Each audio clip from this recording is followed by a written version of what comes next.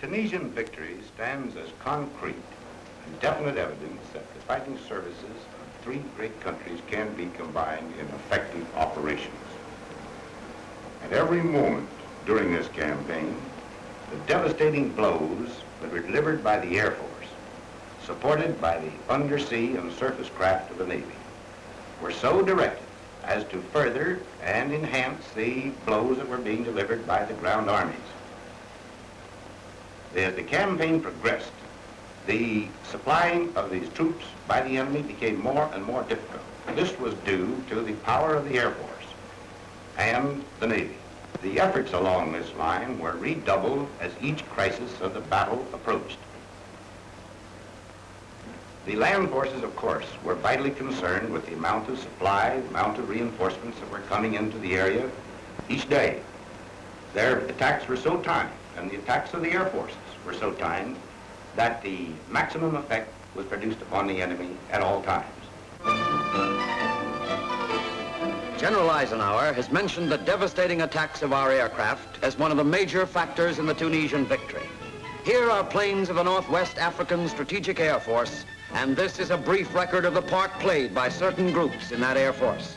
The 321st Bomb Group used native labor to help fill the tanks of its B-25s.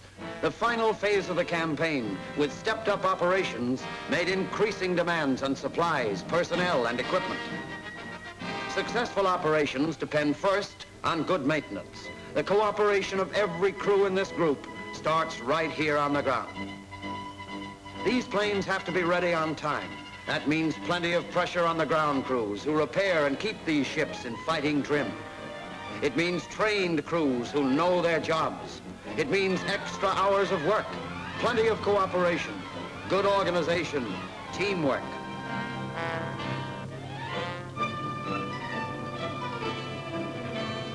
The armorers have already begun to clean and load the guns of the medium bombers.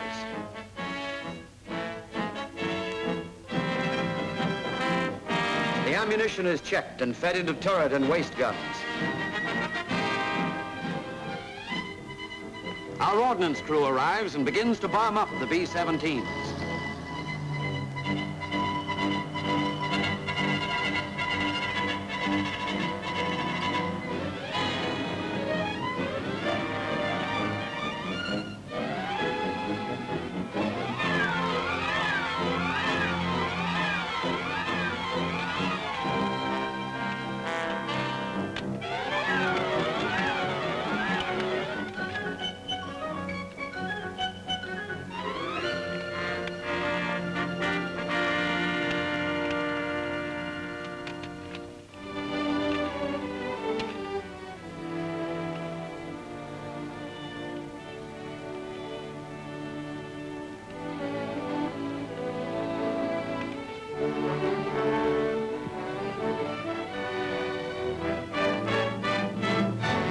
During all this field activity, the air crews back at headquarters are getting ready to be briefed on today's mission.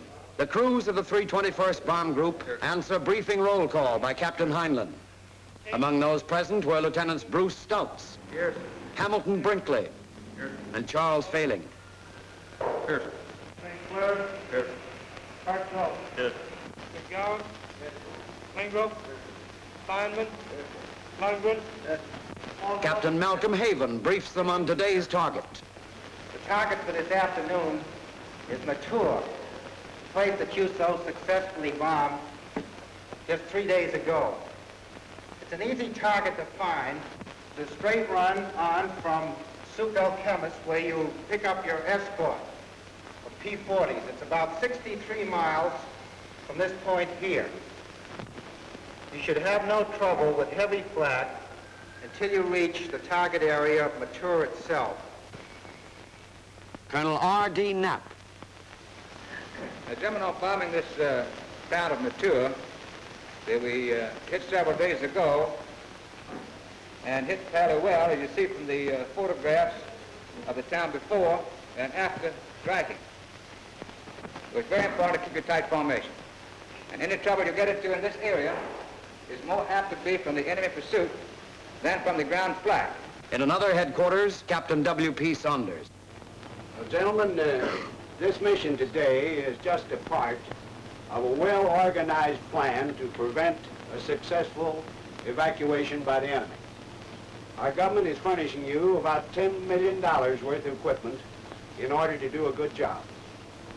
From all available information, we estimate that there are about 50 enemy aircraft, mostly Me-109s, on this aerodrome, in addition to 35 transports, largely Ju-52s.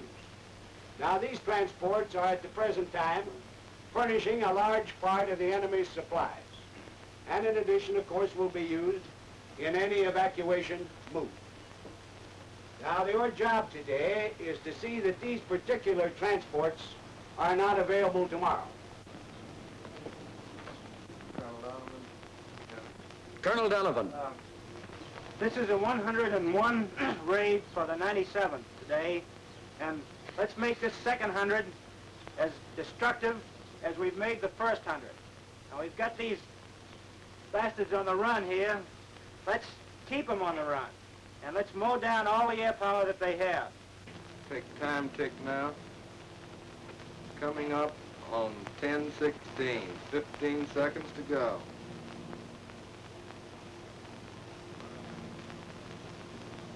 10. 5, 4, 3, 2, 1, hack. After briefing, the heavy bomb crews leave directly for the plains.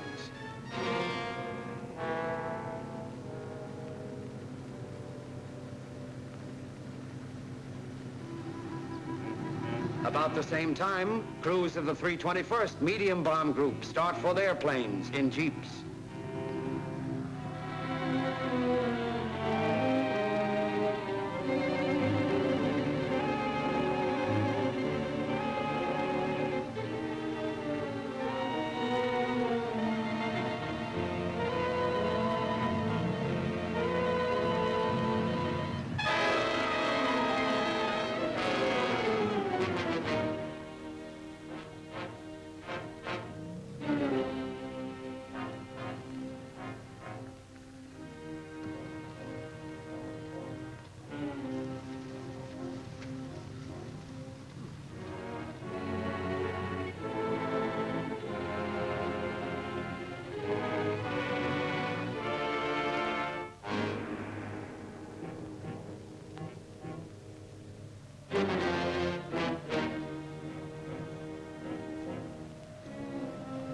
These medium bomb crews will attack their target, Matur, while the B-17s head for Sidi Ahmed Air Base. The truck from 97th Group Headquarters arrives and drops the crews off along the line of B-17s.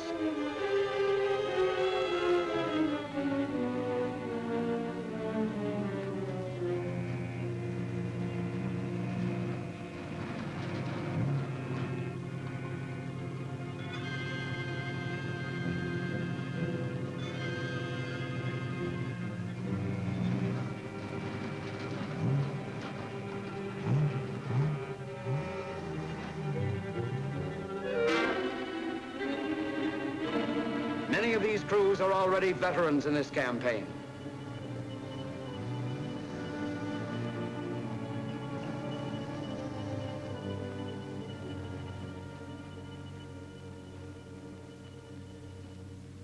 At this time, the Northwest African Strategic Air Force was moving toward the big final push.